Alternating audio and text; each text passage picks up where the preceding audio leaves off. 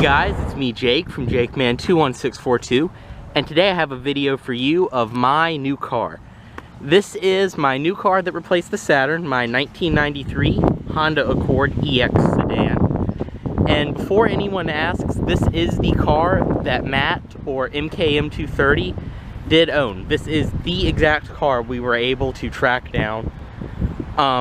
He bought the car in November of 2007 and sold it in April of 2009, or it might be the other way around, I don't remember exactly. And he bought it with about 185,000 miles and sold it with 212. As of right now, the car is about to roll 262,000 miles. We bought the car from its third owner, the man who purchased it from Tyson's Ford after Matt traded it at a Toyota dealership for his Civic. But we were able to find it on Craigslist, and there were a few key features that we were able to identify it was his car from. And then once we talked to the owner and we got the VIN, we knew it was his car.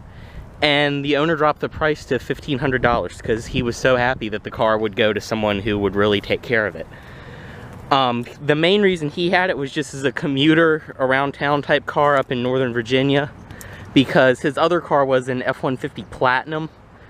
And he recently purchased a mid-2000s Camry from one of his co-workers, and he just didn't want to pay insurance on 3 cars, so he put the Accord up for sale.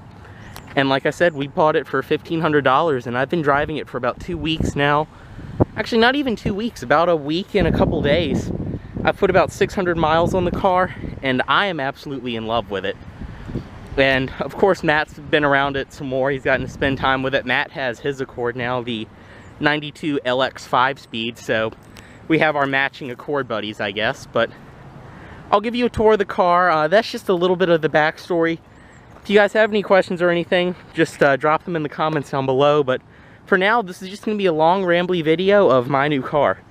So as you can see, this one does have the rosewood brown exterior. And of course, since it's rosewood brown, it has the burgundy cloth interior. This one being an EX, it does have the 15-inch alloy wheels. As you can see, I just got new tires about 2 days ago at work. They are Goodyear Eagle RSAs, which, yeah, are a cheaper tire. These actually are the exact same tire that we put on the used Volvo S60s we get at work. But they're pretty good. The car, when I bought it, had these god-awful cheap Fusion with a Z, if that says anything, tires. That they were just, I don't know, maybe they weren't even half bad tires, but nobody ever cared to rotate them. So they were fine on the outside, but they were completely worn inside. So then I rotated them, and I think one of the ones up front had a flat spot, and I was like, oh, maybe I'll get new tires next week. And then I got out of the car, and it was this front wheel, and there was a chunk about that big missing out of the sidewall. And I was like, these tires have to go. So my manager hooked me up with these. I paid next to nothing for them, so I'm happy with them for now. They also at work hit these wheels with something, because when I bought the car, the wheels, I mean, they still do a little bit. They are 21 years old. The wheels had lots of corrosion on them, but they cleaned them up for me at work, and they look great. I also did get, one of the service technicians told me that my 2 inner tie rods were loose. And if anyone knows anything about these cars, they have a double wishbone front and rear suspension. So suspension work on these cars is pretty expensive. But I was able to get new tie rods on the car for 200 bucks installed. So definitely made a difference. I got an alignment, and the car drives like an absolute dream. And I was intending to spend a little bit of money, but that was well worth it. Coming along the front, as you can see right here, Matt and I need to take the bumper off and kind of realign it. It's not that it was in an accident. I think someone may have replaced one of the lights or something, and it just kind of needs to be put back into place. But the car does have glass headlamps. As you can see, typical of these, they will not fade. These glass headlamps are very clean too. I did have to replace this light. I think someone may have bumped something with it, because the light that was on it was cracked in 3 different places, and when I took it off, it actually fell apart. But this was like $6 at the junkyard. You can see this one does have the OEM pinstripe coming along the side, and these have been replaced. I'm going to find some rosewood brown ones at the junkyard, but Matt said the ones that were on it were just caked full of stuff, so he replaced them. Windshield wipers on it seem brand new. Car was just inspected the day I bought it. Coming along the side, it does have the chrome around the windows, which I love about these old 90s cars. And you can see this side completely rust-free. Coming along the back, I did put a couple stickers on it. I probably won't put any more other than that. I do have my satellite radio antenna, and I am, in the next couple days, I'll make an update video once it's done, but I am going to do a 35% window tint all the way around, just because I really think it'll help with the way the car looks with this dark color. Coming along the back, you can see my Accord EX badge, and I did put this on here. The car, when Matt had it, he replaced the muffler, but he got the OEM dual tip one. For some reason, the muffler's been replaced again, so this is actually just a generic $10 cap, or not even cap, a tip from like AutoZone that I put on here, and it looks perfectly fine, at least for me. I also put this on here, this Richmond Honda Company badge that I found on a 91 SC at the junkyard. I just thought it looked cool on here. The car didn't come from Richmond Honda Company, but we had an 86 Accord in my family, and I remember it having this badge, so I like the way it looks. A little bit of nostalgia. Coming along to this side, you can see the pinstripe continues. This side does have a little bit of rust, which looks worse on camera than it really does, but just a little bit right here. I'm probably going to attempt to fix it myself. My grandpa, he's done body work before, and he has body putty and all that, so I'm just going to hit this. I definitely am going to get some of that neutralizer spray for rust and hit it. It's just because the car lived up north. It's really not going to get any worse here in Richmond. And luckily, when these cars rust out here and down there, it really doesn't affect anything other than just looks ugly, but I'll get it done. You can see the alloy wheel there. I managed to actually, all these stickers came from the Saturn other than this one. I managed to peel them off very carefully and just stick them on here. Car does have blind spot mirrors on it, which are actually very nice ones because Matt stuck them on there when he had it and they haven't fallen off. Up here, you can see it does have the OEM sunroof visor, which actually says Honda on it. Sunroof is tinted. Car is clean. They detailed it for me the other day when I had all the work done to it at the dealership I work at. And they did put tire shine on it, but of course I've driven through about 3 downpours since then, so it's washed off. I'll go ahead and show you inside of the car now. Coming inside, as you can see, the burgundy interior, classic 90s. Another thing I will show you before we go inside, car does have the original Honda key. I got both of the original keys, and then I have an extra copy key. The car also does have Viper keyless entry that the man had installed, and this does have remote start also, works perfectly fine. But this has a very, very nice keyless entry system on it, whereas I can lock it with the remote, and say the remote died or something, I can come up to the car and unlock it with the key and start it, and it won't go psycho. So the alarm was installed properly. I believe it's a silent alarm, whereas in glass, if glass is broken, it will go off.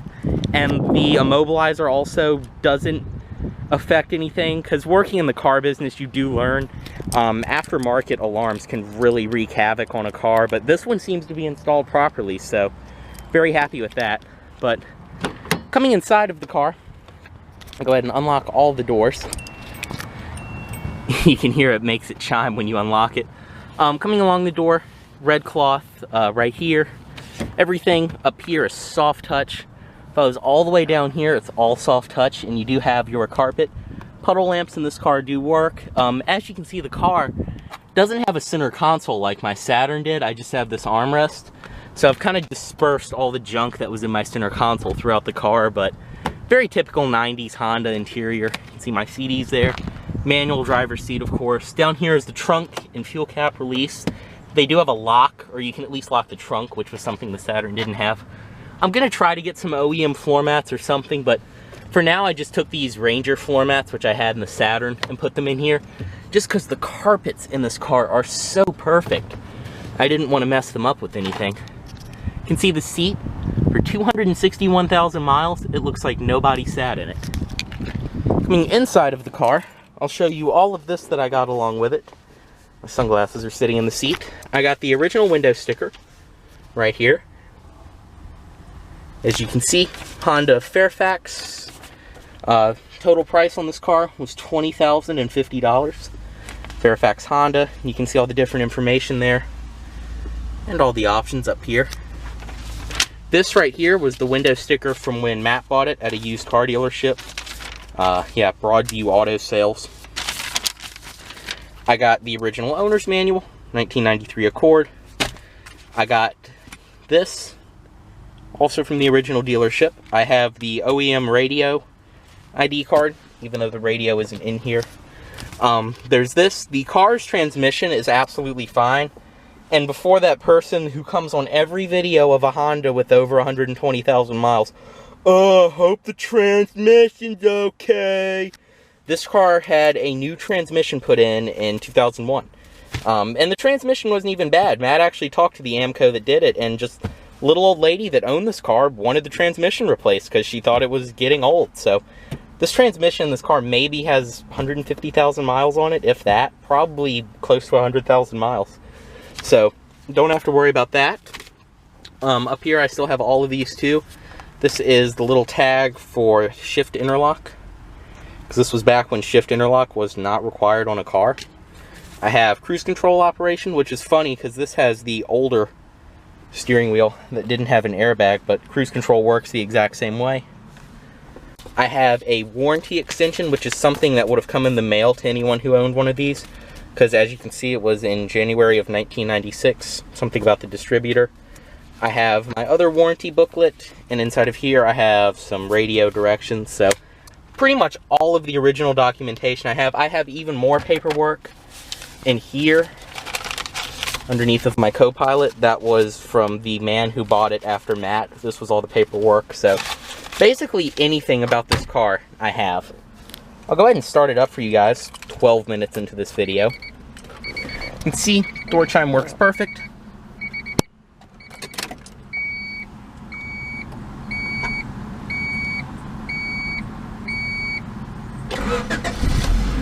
Starts up perfectly fine. Two things with this car. The first is, as you can see right now, it needs a new fuel sender relay. So the gas gauge is stuck at full, but the odometer and trip computer both work. I can get about 300 to 350 a tank, depending on how much city driving I do. The light still does work, so I know when I get to that light, I'm in the reserve. I've got about 50 miles to go, so I'll get to that in the next few weeks. Other thing I had to do to this car, which as you can see when I put it in D4, the light doesn't come on. It works for any other. But I did have to, actually the day after I bought this car, replace the transmission control unit, which is up underneath that carpet. Very common issue on these cars, which I learned when every single Accord I went to the junkyard had it ripped out. Just a very common issue, when you start the car and put it in drive, it will be stuck in D4 until it warms up. So transmission control unit, not the transmission. I got one from an Accord at the junkyard. It was actually a remanufactured one from an Accord where it had already been replaced, and it was 35 bucks. So that's that. I just believe since it's a remanufactured one, that's why the D4 light doesn't come on, but big deal. The D4 lights on these burn out anyway. Coming along the dashboard, everything is nice, soft touch. Typical old Honda. I mean, everything in here is soft touch. As you can see up here, I have my clock, which does work. There's the little adjust behind that panel. This is still intact. These always break off, but everything up to the windshield is soft. This is even kind of vinyl wrapped, and of course, typical old Honda fashion, I have the vinyl headliner. No more sagging GM headliner. I have this vinyl headliner. Up here is the sunroof, which this is the fastest sunroof. It has this control, which I hate, but I'm getting used to it. But this is the fastest opening sunroof. I mean, it opens even faster than new cars. And as you can see this, why don't all cars have this? I love this little piece of plastic, because when I'm on the highway and I have the sunroof open, it's silent. Coming along the center, as I mentioned, 4-speed automatic. This car did have a fake manual shift boot over the shifter when I bought it, but I picked up this shifter from the junkyard. It was a couple bucks and put it in here. As you can see up here, I have my aftermarket head unit, which eventually I may get out of one of the Accord Special Editions that had the Bose stereo. I may get one of those head units for this car. But as of right now, this head unit's fine with me. It has an auxiliary cable run from back here, which I have plugged into my satellite radio. Doesn't have USB, unfortunately, but I have my satellite radio, or my iPhone charger right here. And then underneath of here, I have this power outlet splitter with 2 USB, which I put in here to charge my phone. I've got my satellite radio right here, as I mentioned, so I'm fine with all that. It does have a CD player, too. This car actually has an excellent stereo in it. Compared to the Saturn, I don't know what kind of speakers are up front, but it has 2 really nice, really bassy speakers in the back that are some pretty nice ones. I can't remember what brand they are off the top of my head. Change storage right here. The man who sold me the car left all his change in it. And right here, I finally own a car with cup holders. Yes, my Beetle, my 1971 Beetle, does not have cup holders. Saturn did not have cup holders. This car has cup holders, so that's something. Up here, all your air conditioning controls, it is the little push buttons. Typical 90s Japanese car up here, as you can see. These all work fine. Air conditioning works great. You can see here, get going. This one has been converted to R134A, so I have nothing to worry about there. And it is very typical 90s car. It is cold instantly, it will blow you out of the car, so glad that's taken care of. Up here, rearview mirror, I do have an air freshener in here. Right here is the little light for the aftermarket alarm. So go ahead and unlock the rest of the car. 16 minutes into this video already. Pop the trunk and pop the hood. Coming along to the back seat, as you can see, the back seat's in just as good of shape as the front. There is some sand, because I went to the river with my friends the other day, so we got a little bit of sand. I need to get some floor mats for the back, but everything else in the back is absolutely perfect. Original armrest is here. You can see everything up there. I do have my trash can in here. I just keep a trash can in whatever car I drive. It keeps me from cramming trash in like the door panel pockets or on the floor, so I don't really care how tacky that is. It does have a rear ashtray, non-smoker of course. And I do have my little compartment here and here. Since this is an EX, I do have the driver's side armrest, and I also do have my lumbar right there. But as you can see, the back seat, very nice and clean. And I mean, this is a 90s mid-size sedan, so very nice amount of rear legroom too. I can't wait to get these windows tinted, because it's just like a observatory in here right now. That's all I can compare it to. As you can see right here, power antenna, typical 90s stuff, works absolutely perfect. Inside the trunk, this car is an absolutely massive trunk. It's a lot bigger than the Saturn. This is actually bigger than the Dodge Charger I was in at work today. This car is a bigger trunk. As you can see over here, I've got some stuff from going to the river the other day. T-shirt, cooler, towel, shoes. Just all my standard junk I usually keep in my cars. I try to use these things as dividers so stuff doesn't move around. And I keep this with some detailing products and stuff, but trunk is absolutely massive. Up here, right here is the release for the rear seat. It does have a one-piece folding back seat. Right here on the side, jack storage. Does include the original jack. Right there. So, very nice with that. Does have hinges, but it's a 90s car. Coming around to this side, you can see standard stuff. You can see how really clean the carpet is over here. And coming up to the front seat of the vehicle, you can see it is a manual seat and all my stuff right there. Pocket over here, and all the qualities follow through, all soft. Power window. I love the power window control on the passenger side right here. Almost like a trigger. Down there, I do have some more storage, CDs, napkins, just things I keep in the car. Glove box, even the glove box lid is padded. I mean, this is such a nice, typical Honda interior. As you can see, I do have some of the wires for the satellite radio. I actually ran the satellite radio straight off with the battery, but this turns on and off with the car's ignition, which is something I like.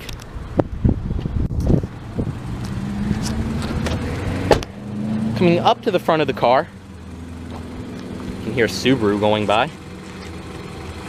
Still not used to the hood release yet. But up underneath the hood, excuse me for 1 second so I can prop the hood with my head while I put this up.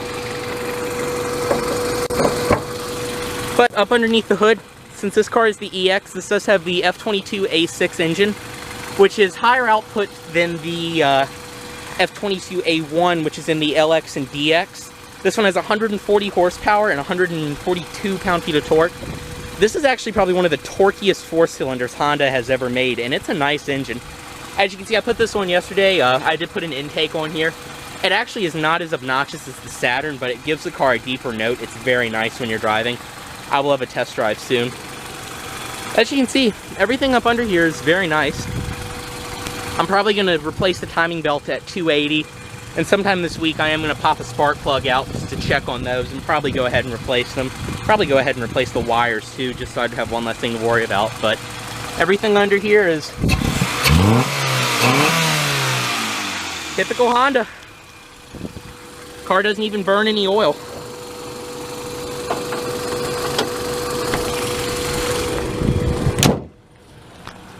You can hear the cooling fan kick on.